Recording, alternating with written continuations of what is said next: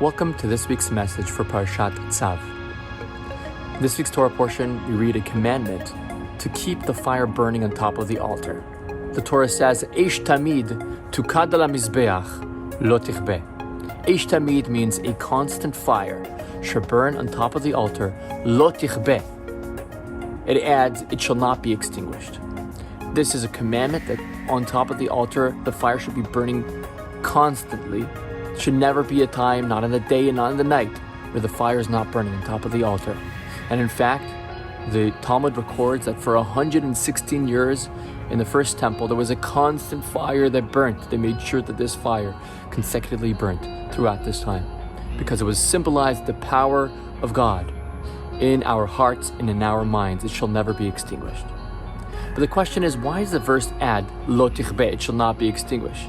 If you just told me that there should be a constant fire, then of course, it's a given that it should not be extinguished. Well, there's two ways to understand this. Either there should be a constant fire. Okay, there's a fire. But if I remove 1 or 2 or 3 sticks from the logs of fire of wood from the fire, then I've diminished the fire. But there is still a constant fire. The fire is still burning. Yes, it's smaller, but it's still burning.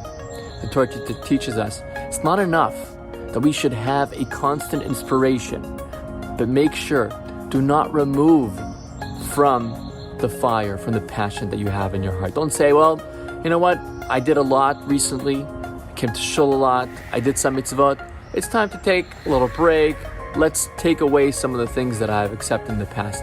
No, continue to add on, because you must add on to the fire in order for it to continue to burn.